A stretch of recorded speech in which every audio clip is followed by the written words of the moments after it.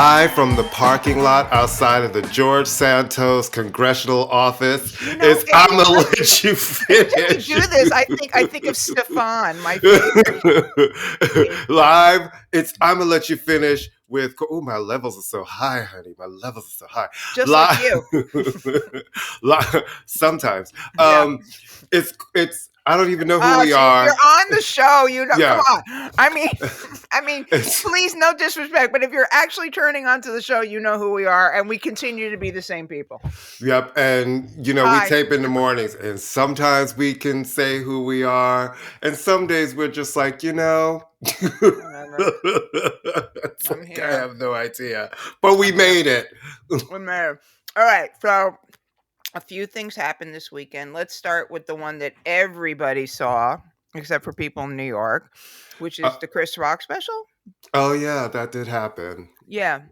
So I like Chris Rock a lot. I mean, I think Chris Rock is very funny. I've always thought Chris Rock is very funny. I think like a lot of comedians, it was Netflix's first foray into live television, which is kind of interesting. Right. When you think about it, because all the comedic specials we've seen, people can edit. And in fact, one of the complaints there's been many complaints about the show, but one of the complaints about the show is that the man who directed it only does live television stuff like award shows, and that they said he was shooting this like it was an award show, but that's too technical for me. So anyway, he did a show called Selective Outrage.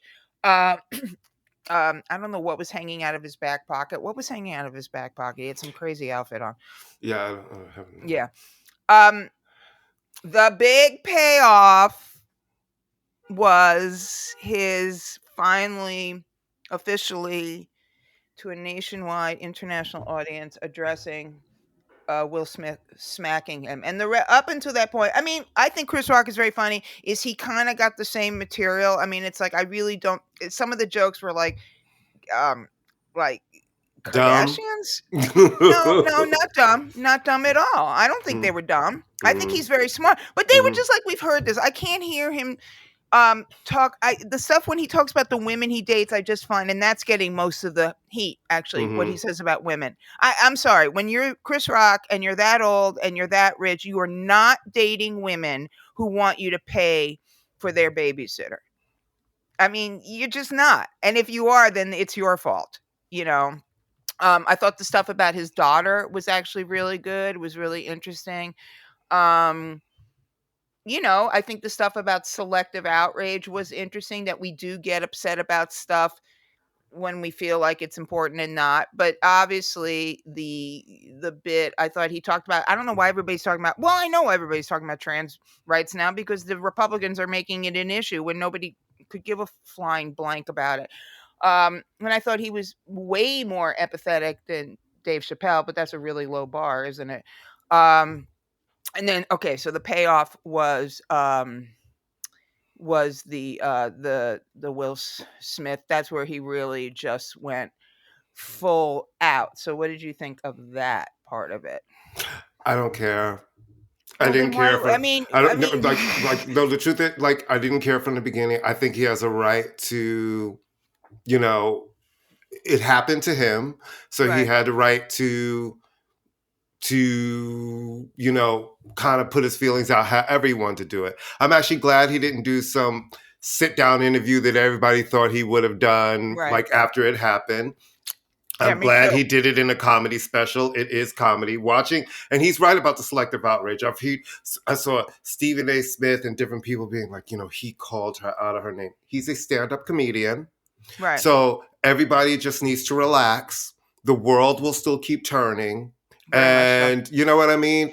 And everybody that we're talking about in this situation are all privileged people. No one will be destroyed by this message. And, he had a right to say it. I'm not a huge stand-up comedy person. I think we've had that conversation before. I've met Chris socially. I think he's a nice person.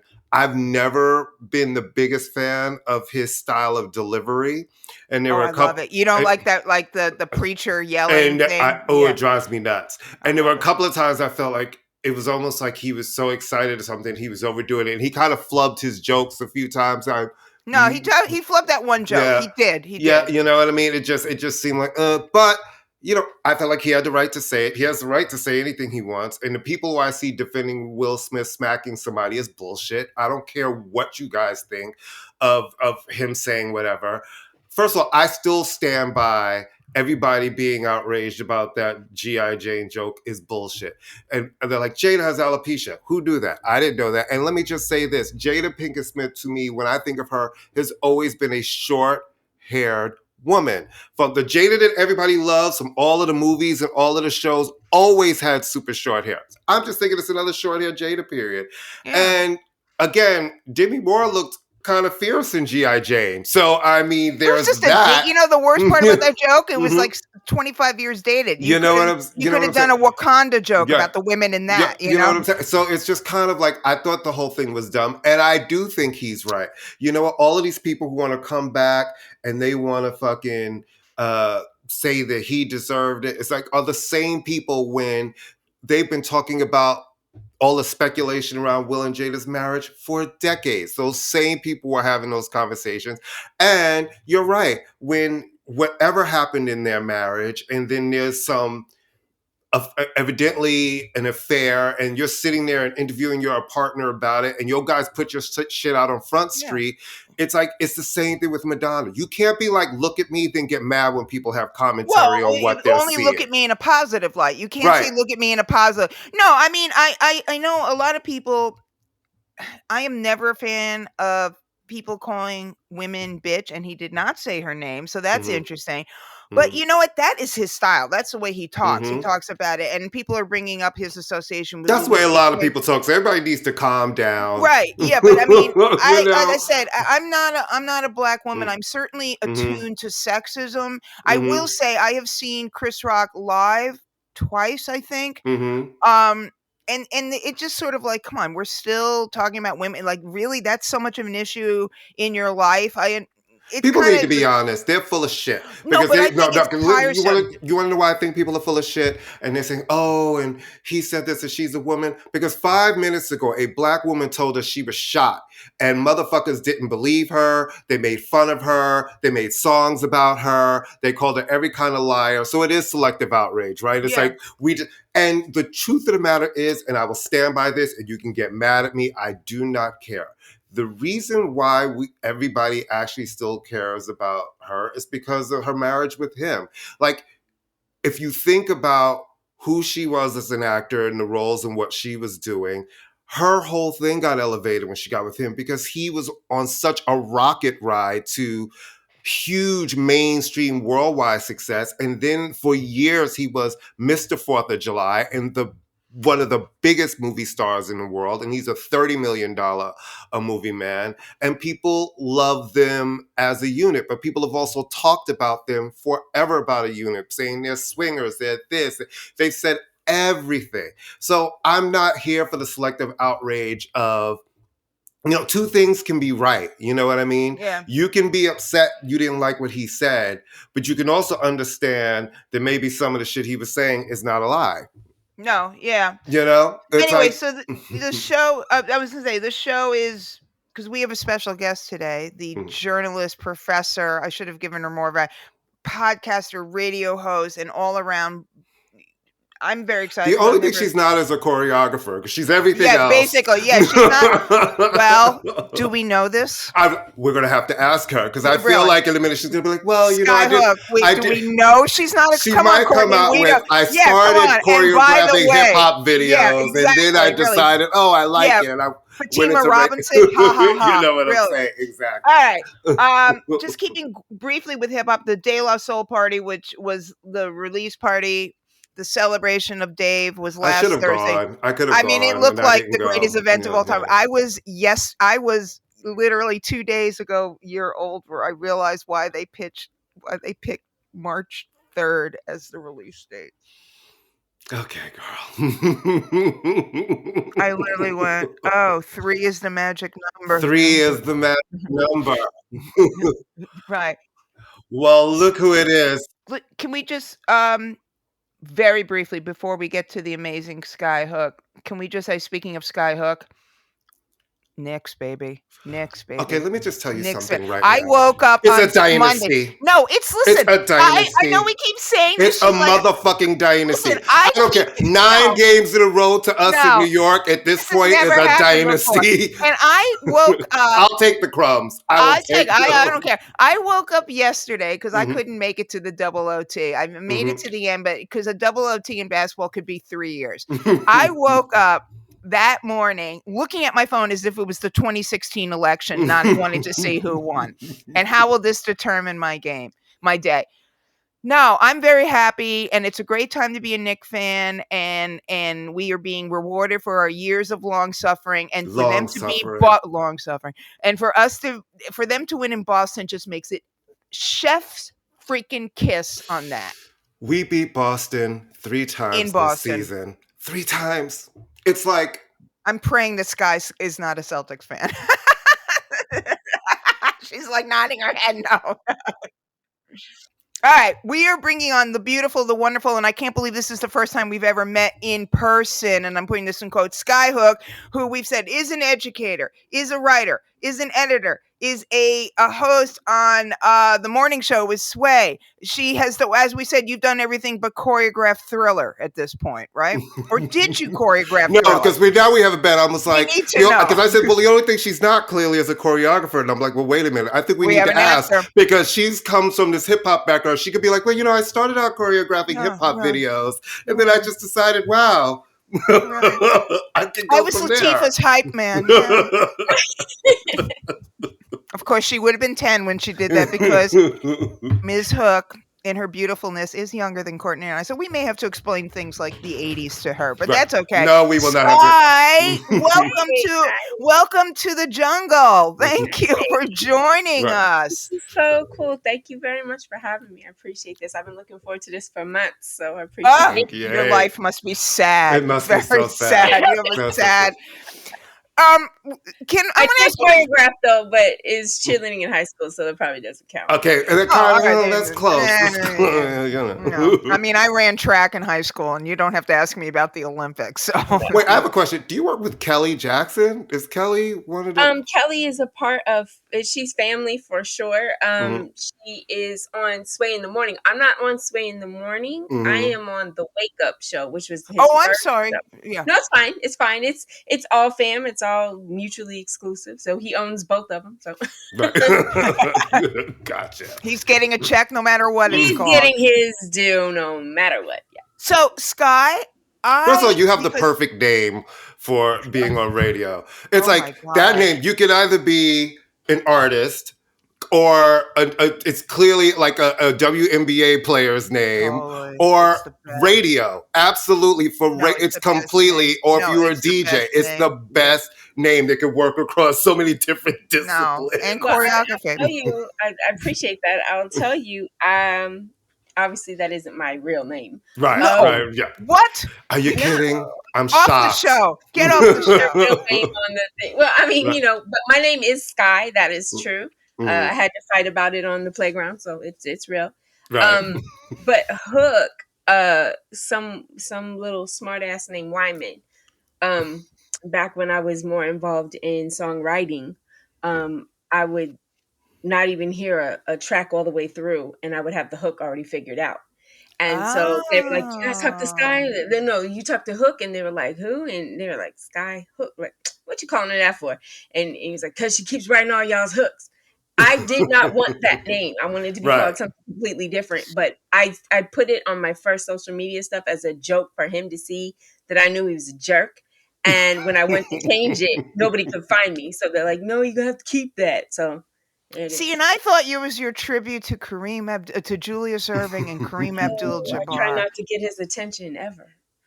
Why? He's litigious. He's what? Litigious. Oh, yeah, that is true. That is true. But yeah, I mean, it's better that than like. Right. Yeah. Okay. Yeah, but ball is life for me, so everybody just assumed that I named myself that because I love basketball. Yay. Skyy, give us so how did you have I mean, I don't even know where to start with you with like how did you start doing it? I always know that when I am jealous of somebody's resume, that's always the best sign, even though jealousy is a horrible thing. And I meditate not to have these negative emotions towards people. But as a teacher, I can't help it. How did you get your start? Where did the Skyy Hook? Because as soon as you just said songwriter, Courtney's like, oh no, maybe she is a choreographer. We do need to check it. It's very possible now. How'd you get your start? Wow, I don't even want to. Okay, I'll tell you. I normally wouldn't, but I'll give y'all this. I actually got started.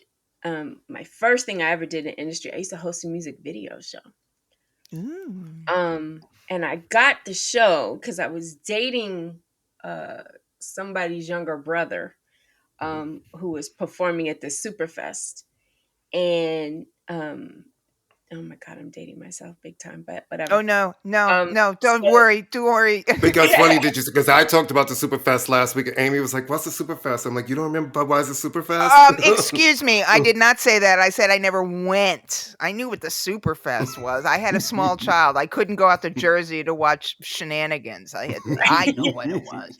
So, I was in my, I was younger, a lot younger, and this guy that I was dating, we were supposed to watch certain people perform because I had never seen him perform, and he came out from the dressing room, was like, I heard all the dudes out here trying to get at you, and you just cheesing and stuff on their face, and like, so we're going back and forth, and it wasn't a good day, all right?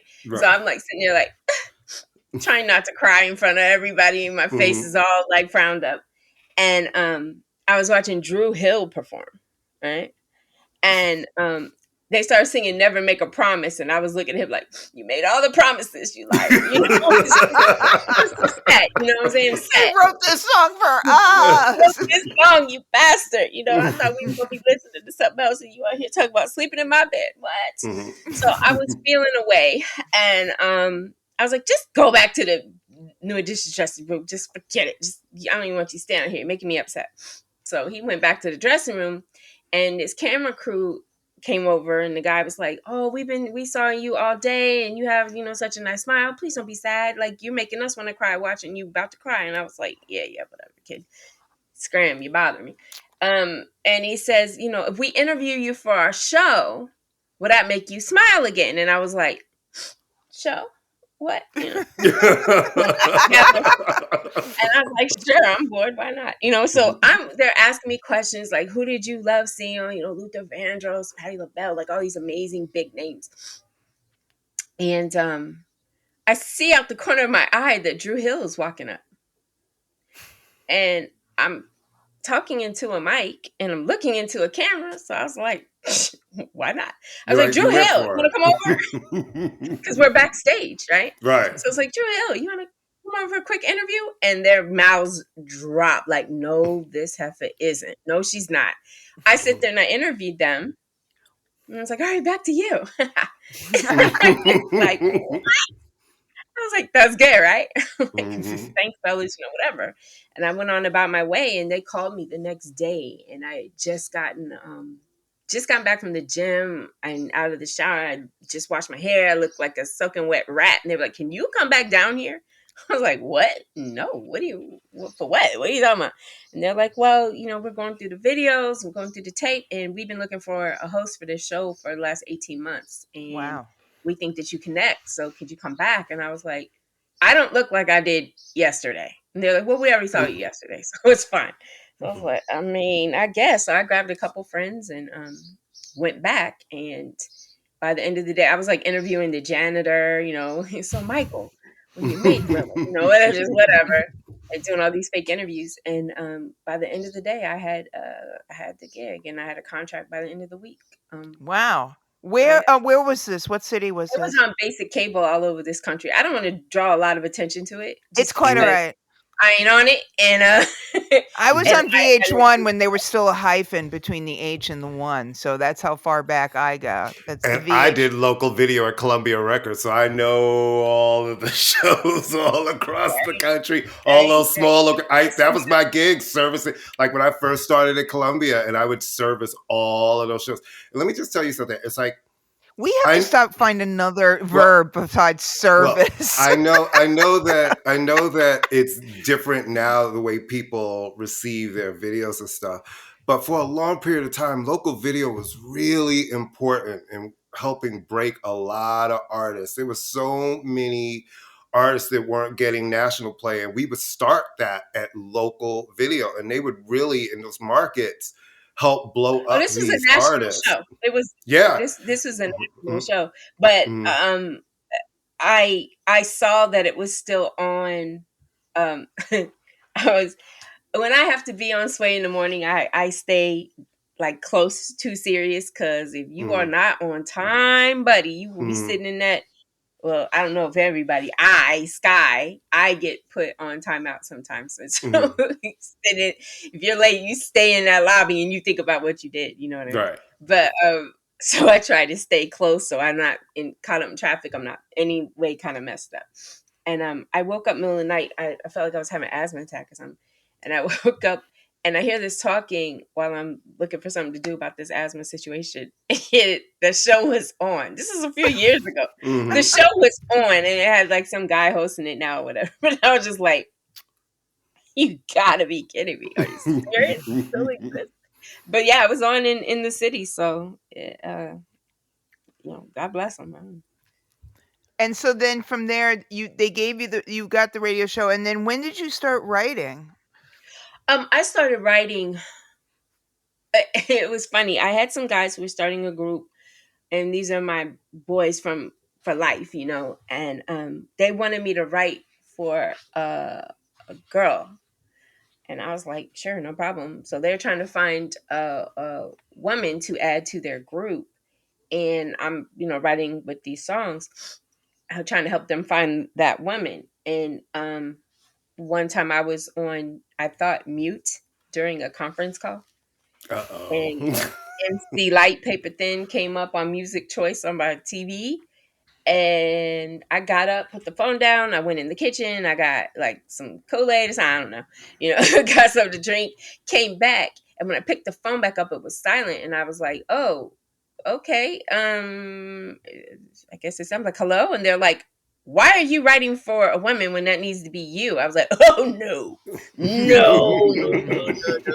I have no desire to be a rapper. I'm good.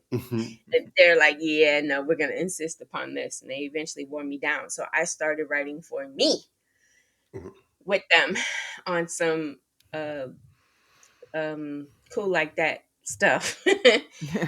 And I was very, very dedicated to that thing until life kind of happened and the fellas had to go off their own directions for whatever reason. The women in their lives decided that they needed to not do that for a while.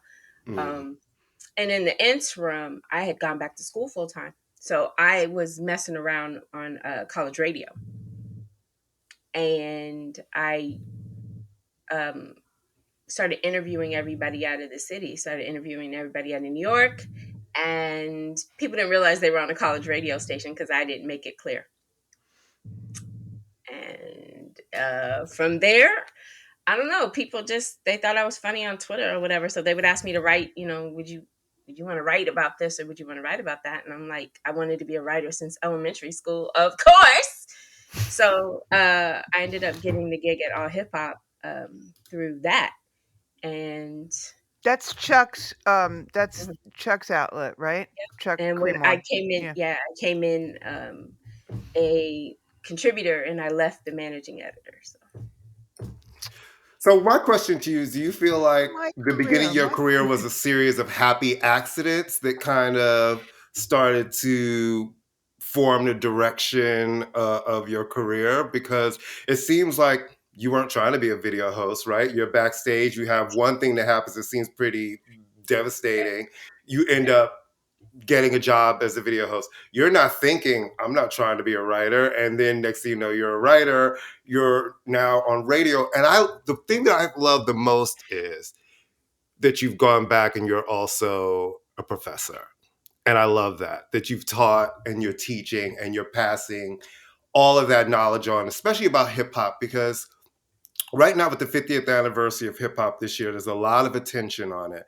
But I think that it's really important, and I always talk to this with young artists when I speak to them, about knowing the foundation of something. I'm like, you can build a house, but you need a really strong foundation. Know the foundation, know where certain things come from, know how to use certain things, know why this is relevant, know why this person is relevant to the culture, and why certain things are the way they are. How do you find when you're teaching these classes and these students about hip hop, what is it that they really want to know, and what are you fascinated about that they don't know? Okay, there are a lot of questions there. So I'll start off with the happy accidents. Mm-hmm. Um, I think maybe in the beginning I used to believe that, but with everything that I've gone through in the last full, say, 5 years, I don't believe that anymore. I'm preparing to be on MTV or something one day since I was about 5 years old. So Mm-hmm. I think preparation meets opportunity, and if you're prepared, then you just turn that into whatever. So, no, I don't really think it's happy accidents. I think I got blessings that came at times when I didn't even know I needed them. You know what I Right. mean? And I was able to capitalize on that. As far as the professor thing, this is another thing that I wasn't looking for. I got asked to do, like, most of the stuff that I do that's dope to people, I didn't apply for that Right. position. Somebody asked me to do it. And I'll give you a quick example. Oh God, I'm probably gonna. Oh, I hope this doesn't come back up. But whatever. I got asked to be That's an why I editor. never talk about my classes on Right. here. No, no, no. Let's classes are fine. Nor The do I let thing- my students know I have a podcast. yeah, I can't. They listen. I They're know. serious. I can't get around that. But shouts to them. But Jerry Barrow, shouts to him, was the first one to make me an editor, and I thought that it was just this site called the Urban Daily, and that was it. And so my first night at work, I'm like the editor on duty, like, this is great. I write whatever I want. Cool. I got a pitch to nobody. That's what's up. And so I write this piece. I'm scared to say this, but I wrote this piece called Rick Ross Gets 24/7 NYPD Security Like a Boss, because I thought that was very funny. Mm-hmm. And, whatever. I went to sleep. And the next morning, my phone is blowing up. You're crazy. You're crazy. I'm like, what? I didn't know, because I didn't ask for that job. I didn't research it well enough. I didn't understand that was the entertainment newswire at the time for all of Radio One. So that story was all You the just drive. literally sent it all the way out. Oh, I know a little something about saying something. It ends up places you don't want it to end up. I'm like, Wendy Williams people were reading my writing. Like, all these Yeah. people were reading what I wrote, and it was on Russ Parr, and it was on Ricky Smiley, and all this. And I'm like, what? No.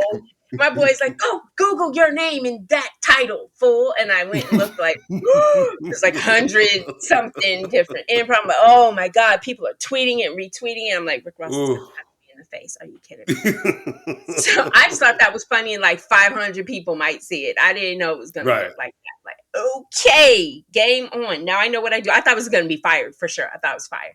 And Bear was like, oh, that's what I brought you here to do. Like, oh, okay, didn't know. Sorry, I was just being stupid. Whatever. But I try not to be stupid in my class, because that's not that ain't cute. But every now and then I am, because I'm still gonna be Skyy. And I'm not stupid. When I say stupid, I don't mean stupid as in dumb. I mean stupid as in goofy. All right. My classes are just everything to me, because these students are coming in blank canvases. They don't know. They may have heard something or a little bit of something in the car with their parent or whatever, but the more their parents want them to not listen to what they like and listen to what the parents want, then the more they don't want to hear it. So when they come in, they don't really have a lot of, or maybe they do have preconceived notions, but my favorite thing is watching them organically get destroyed. Those preconceived notions just go away, because they start to say stuff after they get to meet Pete Rock or Big Daddy Kane or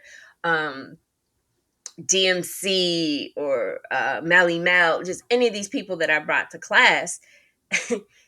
They start to say stuff like, hey, how come, how come, none of y'all stuff sound the same.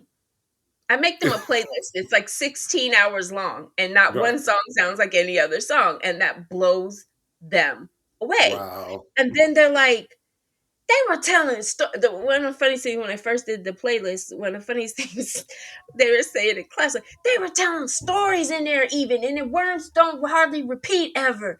And the girl, they said she was gonna die, but I thought maybe she wasn't gonna die, but she died. I'm like, what? I said, oh, Renee? Are you talking about Renee? That was very funny. So shouts to Mr. Cheeks. Wow. They love Cheeks every semester. Hello, Pantheon Podcast listeners. Christian Swain here to tell you more about my experience with Raycon earbuds. Our family now has 3 pairs of Raycon earbuds around the house, and my wife just grabbed a pair of the Headphone Pros to replace some headphones from a company that was double the price. And yes, she loves them. Now, if you haven't pulled the trigger on a pair of Raycons, or even if you have, but you're in the market for another pair because they're just that good, well, now is the time to check them out, because they just launched their upgraded model of the best-selling everyday earbuds. With Raycon's upgraded everyday earbuds, now you also get active noise cancellation, ergonomic design, and multi-point connectivity that lets you pair with 2 devices at once. New quick charge function, 3 customizable sound styles, plus awareness mode. Available in a variety of vibrant new colors to complement any and all skin tones. I even have a pair of earbuds in a cool green color. I have tried just about every earbud known to humankind, and these Raycons are fantastic. Seriously, if you've been wanting to check out Raycons, there truly is no better time. You're going to ask yourself why you didn't check them out sooner, and Raycon offers a 30-day happiness guarantee. So what are you waiting for? Go to buyraycon.com/Pantheon today to get 20% off your Raycon order, plus free shipping. That's right, you'll get 20% off and free shipping at buyraycon.com/Pantheon. buyraycon.com/Pantheon. But so really in their heads, the music, because we talk about on this show about how a lot of hip hop, I can't tell who's who because everybody has the same flow. They're rapping kind of over the same beat. And they're so used to that when you gave them a playlist where no song sounded alike, their minds blown. And then the fact that people are not saying the same things, even though they're talking about the same topics, and just all of it. They were so, and I'm like, I have to explain to them, you don't bite off of somebody. That is not cute or accepted, and so biting, like the idea of that is really just over their heads, right? Yeah. And I'm like, well, let me ask you guys this. If your job is to stand out, how can you do that if you're trying to be and look like everybody else? Yeah. And they were just like, they had nothing. They're like, oh, yeah. Well, that's also, there was definitely a similar, a beat that was used a lot in the 80s. I mean, there was that sort of boom, boom, back, boom, boom, back. Yeah. But they did something different with it every time. They did something different with it. But it's also and nobody's voice sounded the same. Well, they didn't rap the same. Their flow wasn't the same. Well, it's the difference when you have it. Right. Absolutely. And the difference between the beginning of something when you don't know how the movie's going to end, and now all these kids know exactly, not your students, I'm talking about the artists themselves, they know exactly what the goal is and the game plan is. And so when you know that, it's the same reason why you get the same sort of movie over and over again, the same sort of everything, and everybody's getting their information from very narrow cast sources. Right. So you can exist in a world, but you couldn't lie about who you were and what you did. Then we would cast you out. You would have to go. You couldn't be here.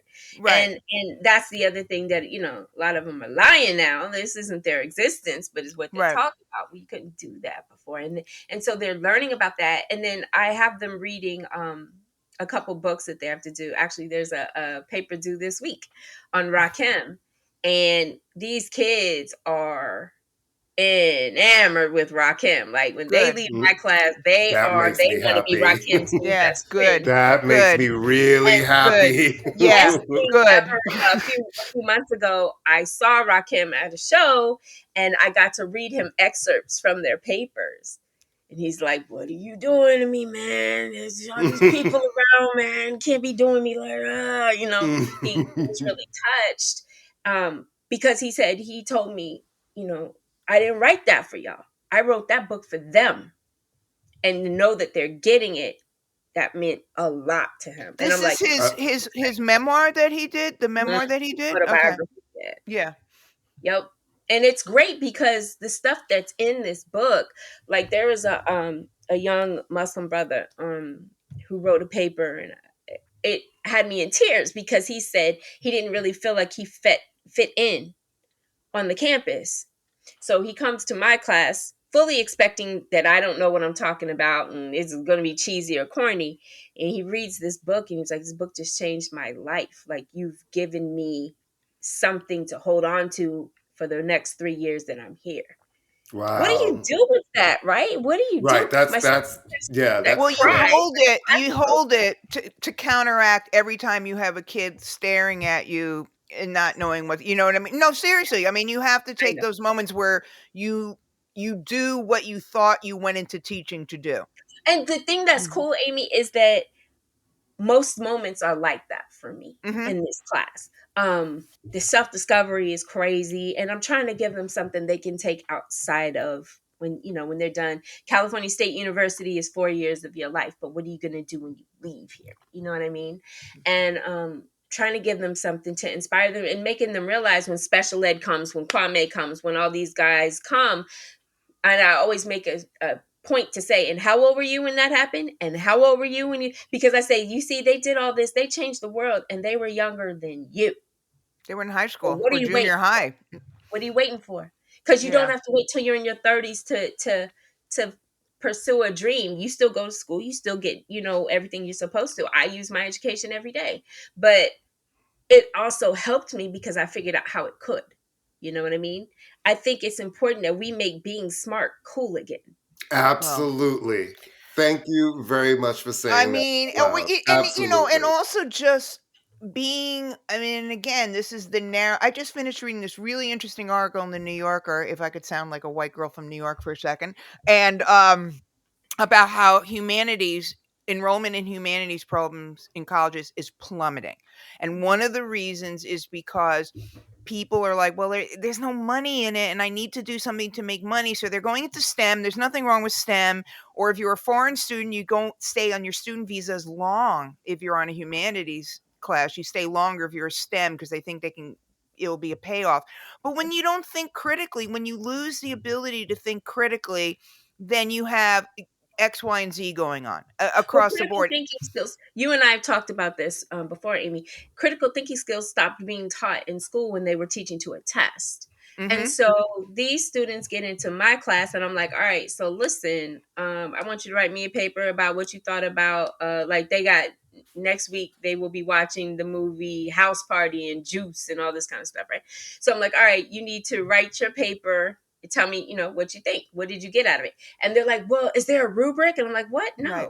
Is there a rubric? Or What? can I Google it? I'm Is there always like, I prompt? mean, yeah. No, there's no prompt. What are you doing right now? I Like, I know. don't want you to write a paper to me. I know my opinions. I don't want you to give me my opinion. I have that conversation with myself if I wanted to do that. I want That you to makes write me feel good only because I have to, not to get, but it's always like, I'm asking you, how many times a day does someone ask you for your opinion and you'll be rewarded for it? Right? right. I know that the person who professionally writes is going to have a better opinion because they're getting, not better, it's going to write better because they're getting paid for it. It's like, this is your chance. It's really sad. It's sad across the board. And it's reflected in the music we listen to, the films we watch, the politics we have, because people can't make educated not meaning college, Right. educated in terms of we're all lucky enough that we have a wide scope of knowledge, a wide scope of friends, a wide scope of experiences. But boom, boom, boom, hitting head against the microphone, which I won't do because it'll drive Courtney crazy and then the sound will be nuts. But it's cool, Amy, too, because and Courtney, I think you'll appreciate this. I have to show you some of this stuff when I get a minute. They have done these projects. They have a final project at the end of the semester. I have them in groups. They stay in these groups all semester because I'm teaching them about the various communities within hip hop. It's not just one conglomerate. It's a bunch of different things with a bunch of different thought. And I want them to understand that. So I want them to foster that community feeling. So we do a lot of group work. And at the end, they have to turn in this group project. I am bawling my eyes. I am ugly crying the last day of school. Okay, the last day of class, it is bad for me. I'm like, I'm trying so hard because they do things like one of them last semester did a fake newspaper, and each one wrote articles about what they got out of the class. Oh, nice. And so it's like you see Rakim's picture, of course, that was the first thing. And then you'll see like a BDK or, whoever came to class and they wrote a piece about what they thought about that experience or whatever. And one of these girls wrote this piece. It touched me because she had never heard anything but mariachi music. Wow. Before she came into class. Like she had zero experience. I had students last semester when I say, who is hip hop, what do you think? They were like, Whitney Houston? No. Oh, wow. Selena. I said, like Bitty Bitty Bomb Bomb? Oh. compared to Whitney, Selena is hip hop. I love Selena. I was like, wow, okay. This is where I have to start from. So I taught it a bit different because I wanted them to see that, there was definitely Latino influence because a lot of the Bronx, I mean, come on. So Absolutely. it's like, which gets, no pun intended, not to be, it gets lost in the story of which gets hip-hop. whitewashed out a lot. It absolutely does. And Latino influence because where are the people from the Bronx from? Hello. Yeah.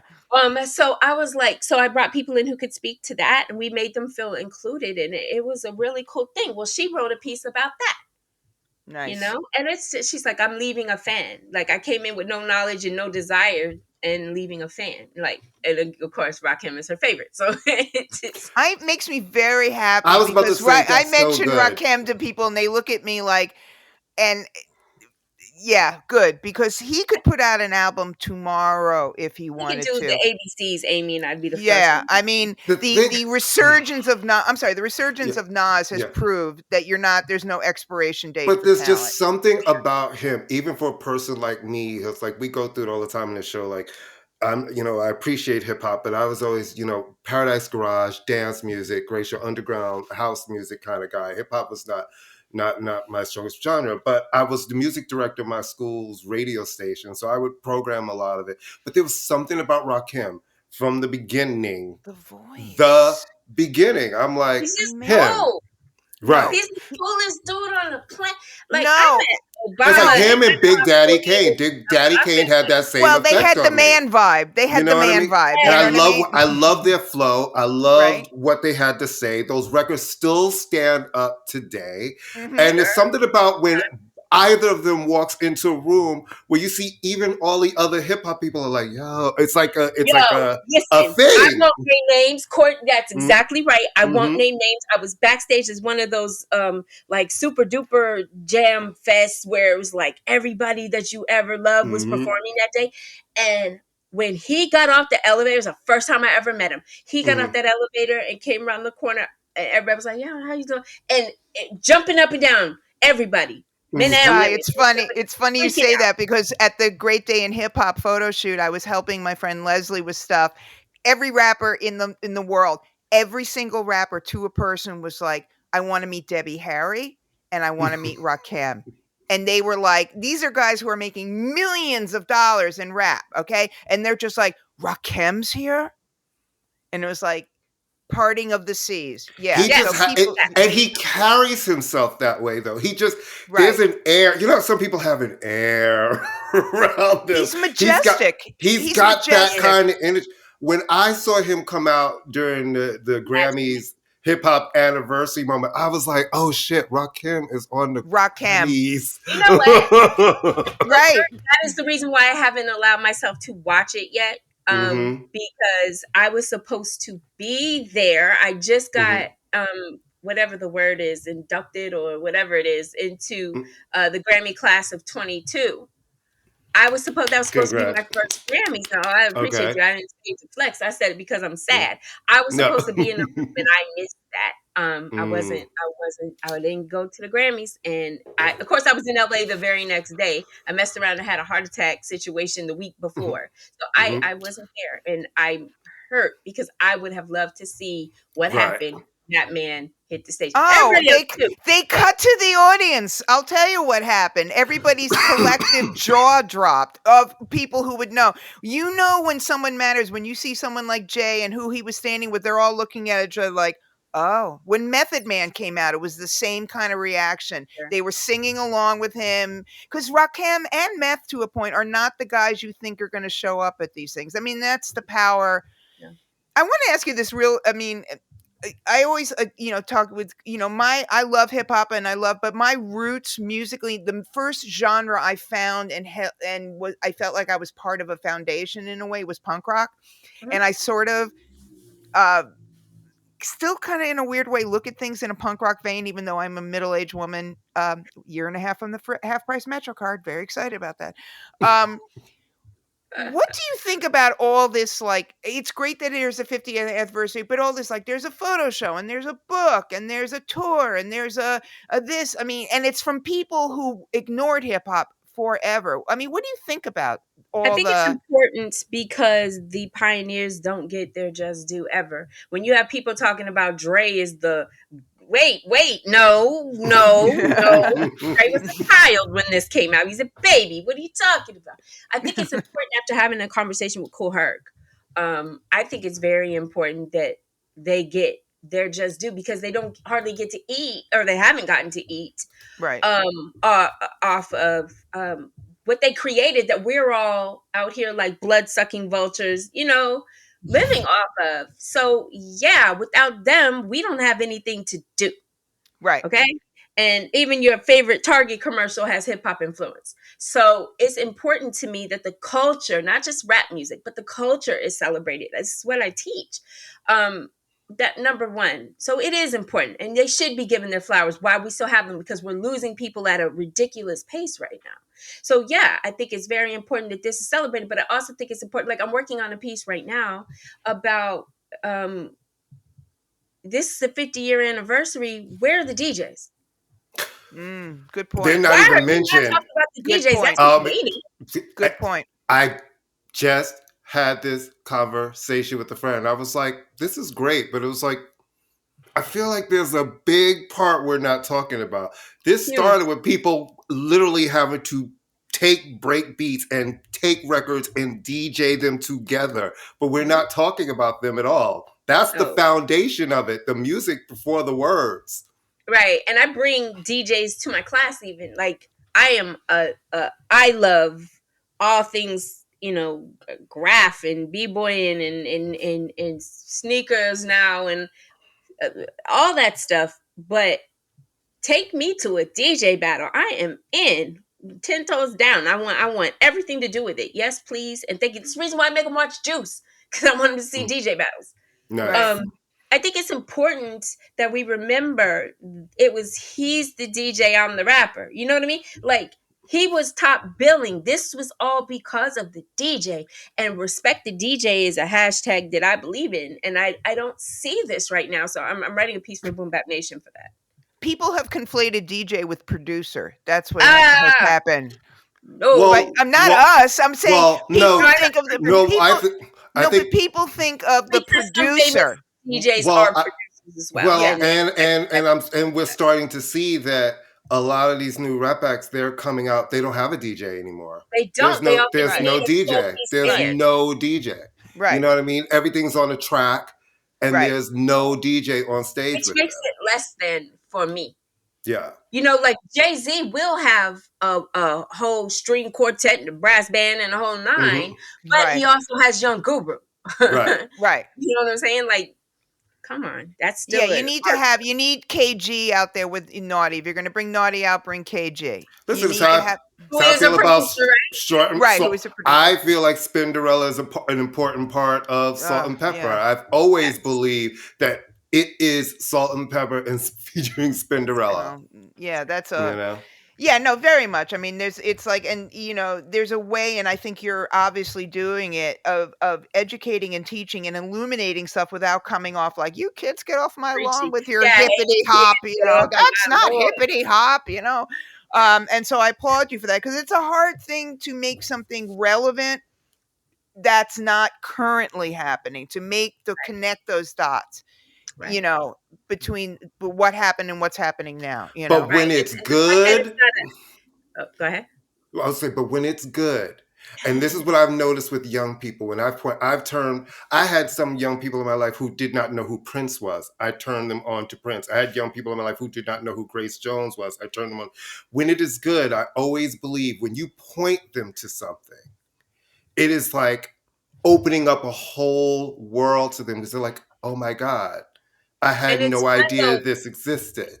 Yeah, it's fun though because you get to be a part of seeing it again through their lens. So I get to do this every semester, you know what I mean? And it means a lot to me that they like it as much as they do, but it also means a lot to me that they can take that with them. And when my students saw the 50-year celebration at the Grammys, they knew who they were looking at. I That's love nice. that. That's That nice. made I like cried for that.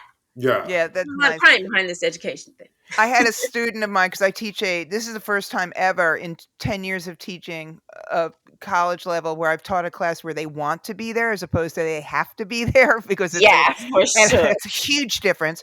And I'm teaching like a punk and hip hop class, like from the beginning type of thing. And I had one of my students who's lovely, and he said, "Oh, professor, I've started listening to punk rock now." And I'm like, "Oh my God, that's so cool." And then he tells me who he's listening to, and I'm like, "Yeah, that's not really That's punk not rock, but punk I'm rock. glad that you're listening to something that has a guitar in it." I mean, that's Blink 182, not really punk rock, but okay, you're there.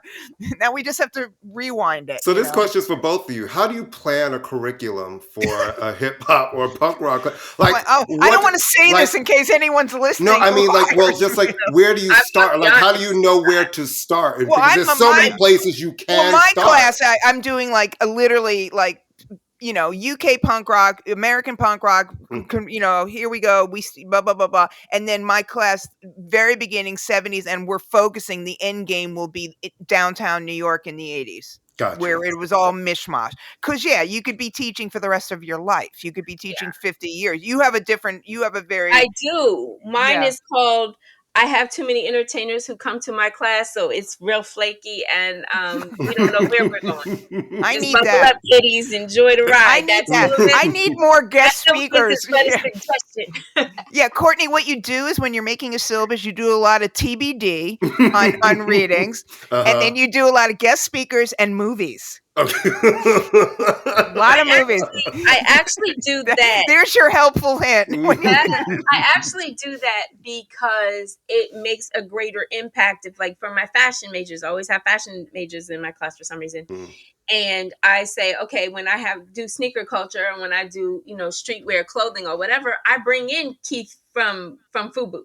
And I bring in, sneaker designers who design for Jordan and Adidas and everybody else, because they have a better way of telling it than me. I can say what I think about whatever and grade you on it, but I want it to hit a little bit harder for those who care to be hit harder. You know what I mean? So, and also to show it in terms of a viable career thing, in a real kind of. My son works at Nike, and it's like I always laugh. I go, if you look at his paper, I know we're going to be talking. Don't worry. Maybe he'll talk to you. I tell people, you could look at his papers that he wrote in second grade, and they were like, I love basketball, I love sneakers, I love hip hop. And pretty much at 34, that's it. Actually, those are the stories. Like, and now he has a kid, so the kid's in there. So it's basketball. Kid, and now the kid. And but but it's like, if it's your love, if it's your first love, you kind of stay with it. And it's, but showing people how.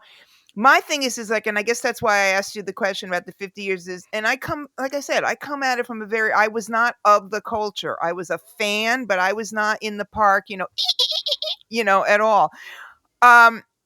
Respecting it, promoting it, making people realizing it without commodifying it so much that it loses the spirit. You know what I mean?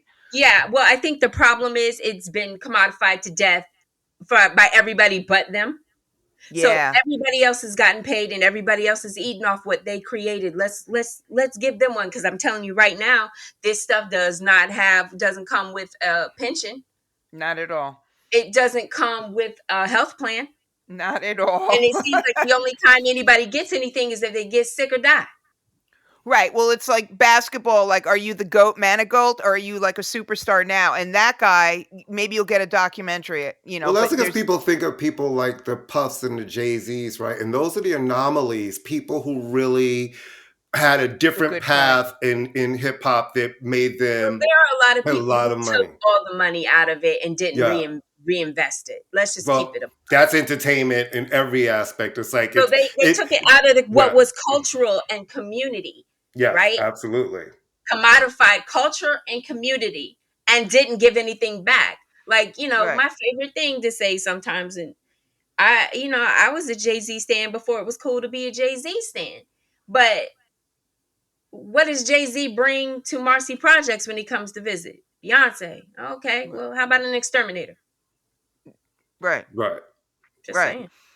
Or when you see multinational corporations that are responsible for gentrifying neighborhoods, that are driving artists and people out, hiring an artist to put up a mural because, look, we're down, Look how cool we are. Aren't we cool? Let's change the name of Harlem. Right. No, let's not. Oh, baby, let me tell you, when they tried that Soha shit. Or the South Bronx. I live in Harlem.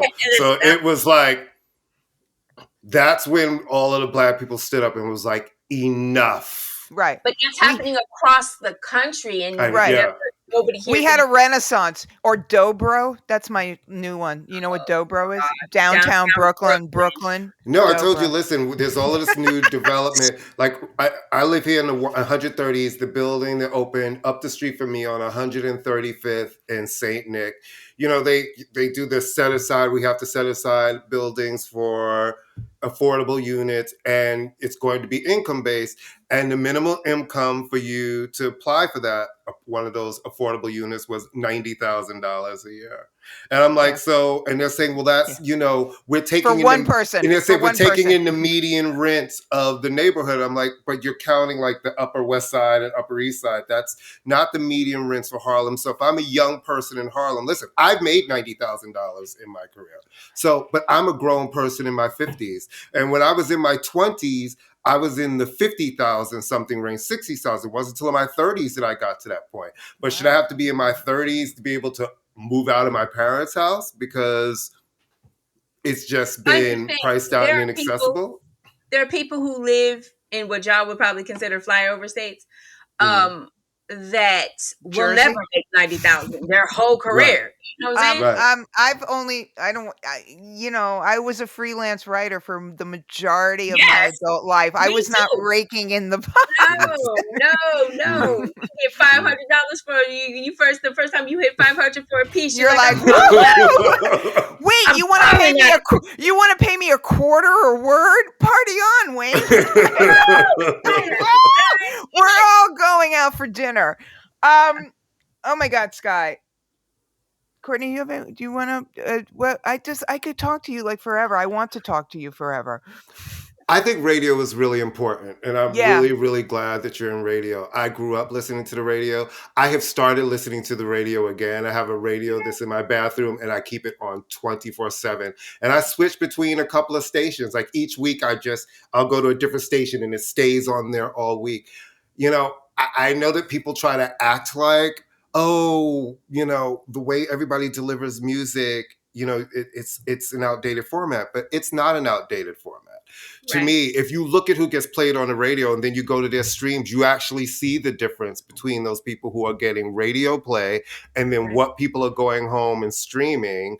So how have you seen radio change from your time starting to present day? And do you get to program your own, because you are on Sirius XM? Do you feel like you can break records and play something? Do you have to stick to a list? Do you have a list? I love this because that's actually what I do every week. DJ Revolution is the one who does a fantastic job. He and King Tech One Rev is like on the road doing his DJ Revolution thing.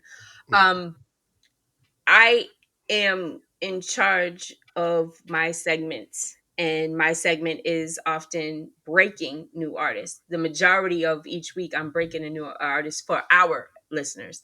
And maybe they've been around for 20 years for all we know, but we haven't heard them yet. So if I haven't heard it, it's new to me. You know what I mean? So yeah, I've been blessed to be able to make a career out of lionizing, if you will, treating a regular guy like a big shot, lionizing artists who would have just been lost on YouTube maybe, or SoundCloud or something otherwise.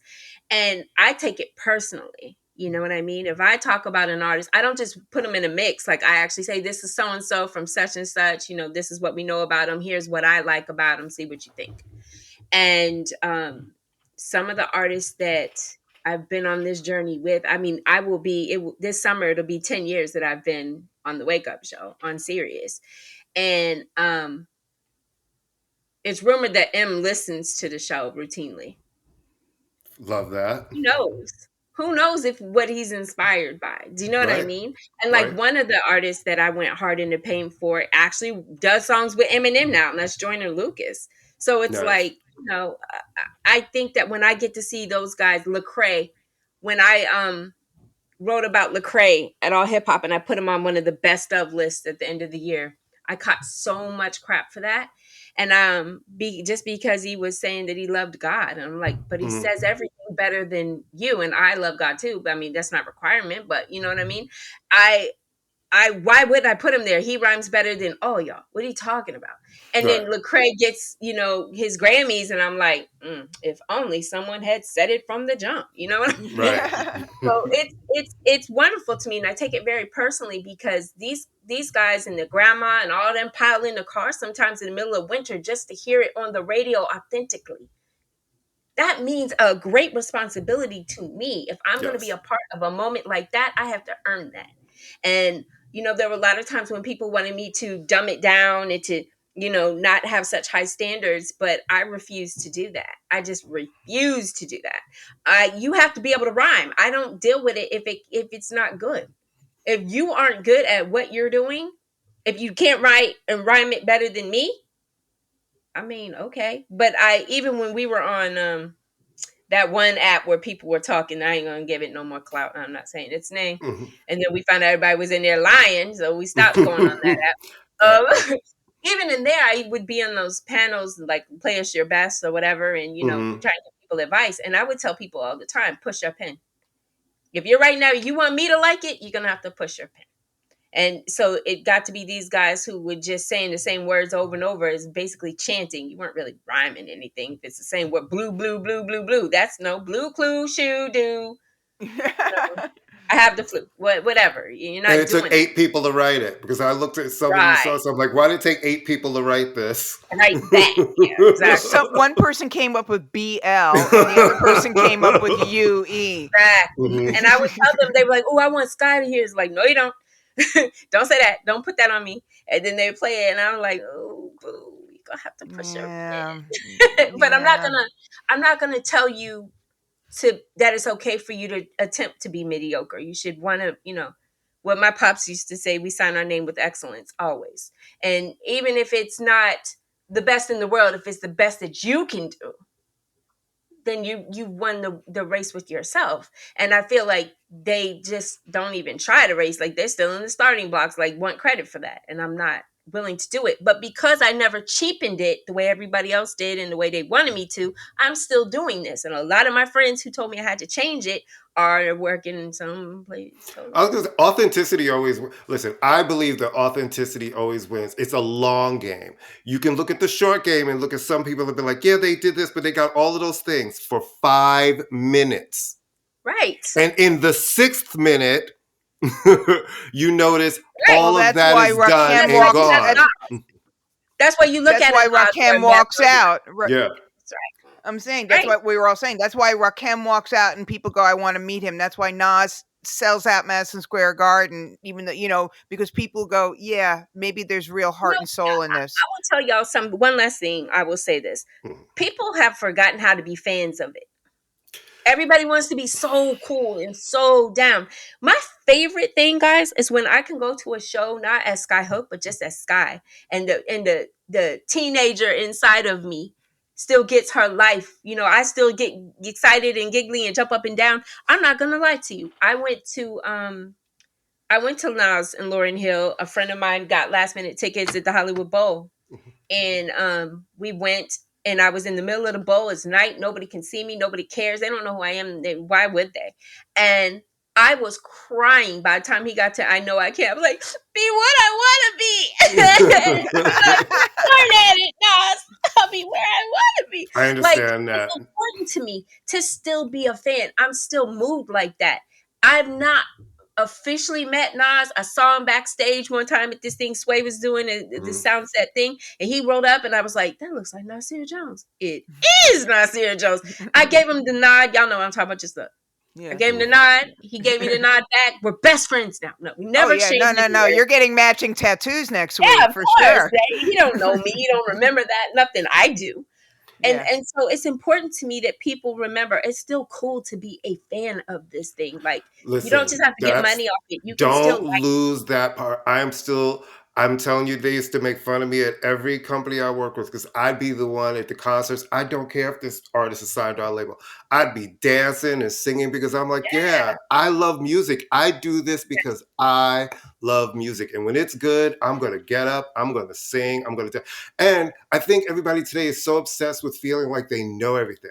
They know how it's done. They know how it's made. They know these names. It's like, you actually don't know as much as you guys think you do. It's really complicated on the other side of it. And sometimes you just have to enjoy it and not think that you know it. Just go and get into the vibe of what is happening and put your fucking phones down. Live the moment. It's so annoying. Live the moment. In this moment. You can't have this back, right? No. And I also think and a misnomer about me, a misconception about me is that I only like rap music. And I mean, I love it and I work in it, but I also do a slow jam show called Supreme Soul. Like, they're like, oh, Skyy's over there playing the Jerry Curl songs again. Like, hey. Some of your kids are here because of them. There's nothing wrong with a good Some of y'all are in Jerry this Curl room song. because of them Jerry Curl songs. Yeah, there's nothing wrong House with is it. ready for the world, you know. But I love music. Period. I mean, I grew up watching MTV, where you had to wait for your favorite. You had to go through everything to see your favorite come on, and so I think that maybe a little bit more of that and a little less instant gratification would probably do us all a little bit. Well, I think that I firmly believe that industry people, meaning executives, should not be allowed to go to shows because they talk throughout the entire show and they're on their phones. You should be like Courtney and me at the Pet Shop Boys and squealing like howler monkeys for an hour and a half and dancing. You guys got to go see Pet Shop Boys. 5 times. I broke his Pet Shop chair. Well, I've never seen them, and I love them. And we just saw them a couple of months ago in at like Parkland. September. It The was New Order tour. Oh, so good. I've seen them 5 times, so and I was so glad. I hadn't seen Courtney for like forever, but I was like, the best live band you will ever see. So good. I mean, they just gave me everything. Hit after hit after hit after hit, and you're like, holy crap. It was just all hits, and it was all the songs I wanted to hear. No, you know who doesn't have too terribly many hits, but I still really want to see him and don't know if I'll get to? Tears for Fears. Am I alone? Oh, no, they have enough hits and they're touring. They have a lot of hits, and they're on tour now. They've gotten back together, and they have been touring. You need to, and they sound fucking amazing. No, they have a lot. They're sounding really, really good. ABC was just touring. I would have loved to have seen that. I mean, no, those bands have more hits than you would realize, actually. That's what's so funny. So. Probably I don't even realize that it's that. Motherfucker, sowing the seeds of love. Don't even get me started. That's my come on, you know, head over heels. You know, come on, that stuff happens in them head over heels. Oh my god. Well, you know what? I was just saying, when I found out that you remember that anyway, but Skyy, use your Skyy Hookness and go see Tears for Fears. They are touring. They are currently touring. A lot of those 90s bands are touring because just like you said, in terms of they've now realized there's a whole new generation of people. So many people are sampling this stuff. So much of this stuff is back in the zeitgeist. Yeah, go see them. I want to see Duran Duran too. That's a whole nother. Yeah, that's where I draw. They're touring as well. They're touring. They're talking because it's the 30th anniversary and they I just believe got into the Rock and Roll Hall of Fame, so they're touring off of that momentum. All of these guys are touring again. And also, let's face it, there's a lot they haven't been able to do anything for 2 years. So if you're an artist, you're like chomping at the bit. They're touring. Heaven 17 is playing. All these groups are touring. Susie Sue is coming back for the Susie first Sue. time in 20 million years in Susie touring. Sue. Like Yeah. literally everyone is coming out the woodwork to go out on the road. Basically, if you didn't OD in the 90s, you're back out on the road. I mean, you weren't allowed to go to shows and stuff like that. You weren't allowed to see certain things. There's certain spectacles you can't recreate, like a Hammer show or something like that. You're never going to be able to see that again. Yeah. But it was why it was so important to me that I finally, oh my God, finally got to see Janet over the summer. I was all triple masked up and everything, scared. Like, I don't want to get, because I can't, my health, I can't afford to get COVID. But I finally got to see her at an arena. I've been trying to see this woman my entire life. You'd never seen Janet Jackson? I didn't She's get young. to see her. She's young, Chris. She's younger. Yeah, but Janet's been on the road. She's been in the industry a lot. Janet kind of has toured. She's been on the road. Every single time that I didn't get to go. And so I was crying at the Janet show, like, Janet, I'm here. Like, she don't know me. Just, Janet, I'm here, though. You don't know but the thing is, that show in 10 years. I promise you, I don't want to see that show. Now you're Madonna. I don't want to see that show in 10 years. So seeing it where it's still good and she can still dip in and do and all this stuff and still do all the things. Yes. But here's the thing. I've seen just about every Madonna tour. And the one thing I will say is she can always put on a great show. I'm hoping, I'm pulling from the bottom of my pinky toe that this is a redemption moment with this tour because she's singing the hits. She doesn't like to pull out her hits. This is a greatest hits tour, a celebration. I think she knows. Listen, Madonna's a Leo. As a Leo, we can't keep getting kicked in our face. So there comes a point where you have to have the redemption arc. And I believe her live shows is where she always usually kind of reminds you of who she is. Now, am I nervous? Abso-fucking-lutely. Because this version of Madonna, I'm just like, wow, you're unique. In what you're giving. So cute. You're so cute. I'm just gonna be blunt. I'm gonna be blunt right now, y'all. Blunter than I've been this whole conversation. I checked out with the Drake in the chair moment. Ooh. I was like, that really turned me out. I was like, wow. I would have preferred she stay a proper British lady. I liked her better when she was doing I couldn't even deal with the proper British lady. When she did that with Jake in the chair, and I was mortified. I'm like, you're motherfucking Madonna. You're supposed to walk in rooms and people are supposed to be like, oh my God, it's Madonna. Not walk in and people are like, oh God, here she comes. What's she going to do? Exactly. With a big bag of bullcrap. And one of the biggest pieces that I ever wrote at All Hip Hop, and mind you, it was All Hip Hop. Because we all know Prince wasn't a fan of her. And they had a very or hip hop either. They had a really contentious relationship. Yeah. And so when she decided she was doing this big tribute, those who knew were like, no. He's spinning in his grave. He don't want that. He don't want that. He don't want that. And she insisted that she was going to do this Purple Rain tribute. And I wrote a piece that said Madonna's Purple Rain tribute was more like Yellow Snow. I had that was perfect. Yeah, 65, 70-year-old white people on all. Oh, I'm sure they were ready to kill. I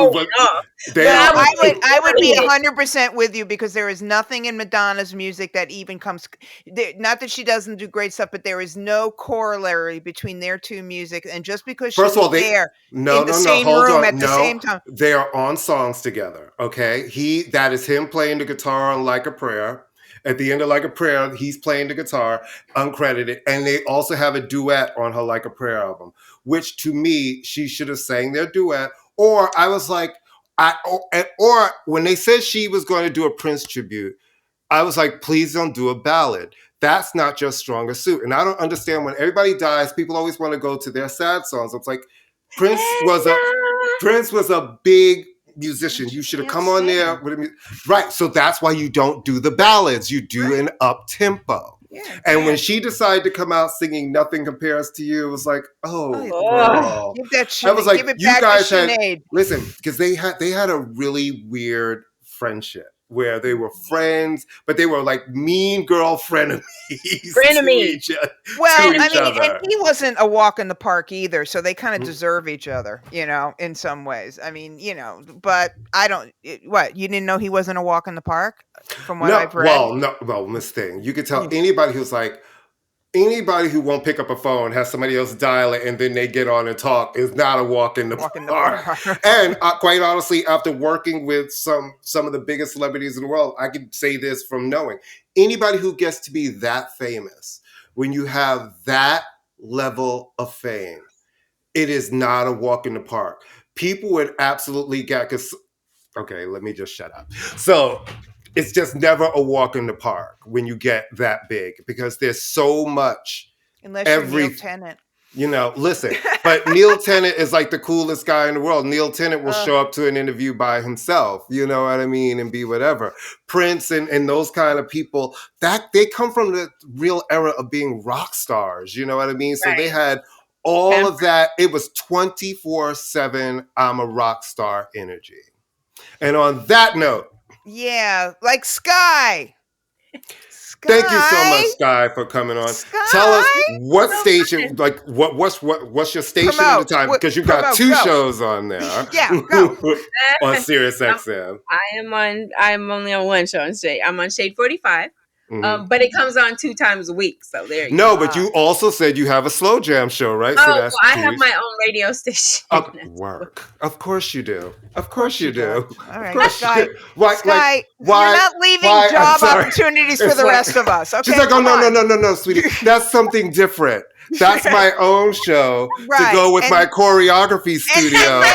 And then I have a puppet next show door to my 3 Chick-fil-A franchises. Right, exactly. That I own. No, not Chick-fil-A. Never Chick-fil-A. And then I have a puppet show, and then I'm doing Mummer Chants later. You know what I'm saying? At a community center. And there's a Broadway musical being adapted of my life that's opening at the Skyy on Ice. Right.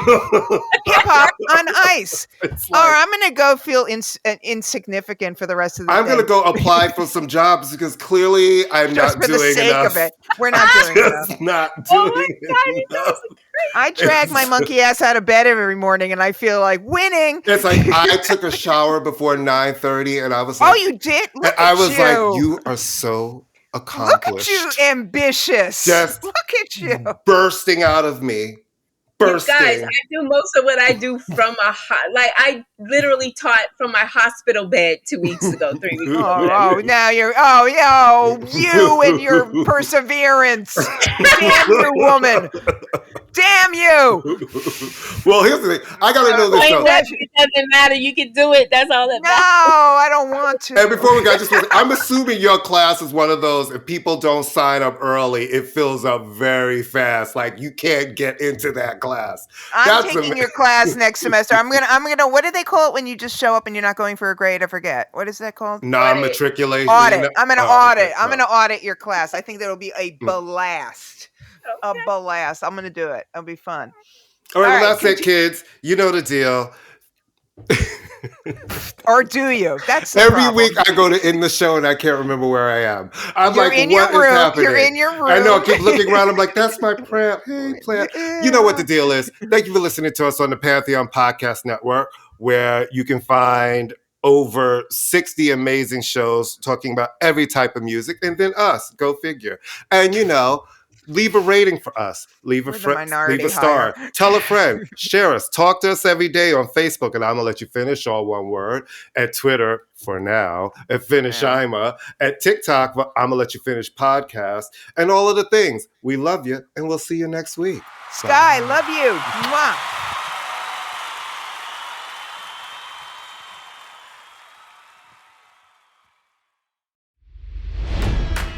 It's NFL draft season, and that means it's time to start thinking about fantasy football.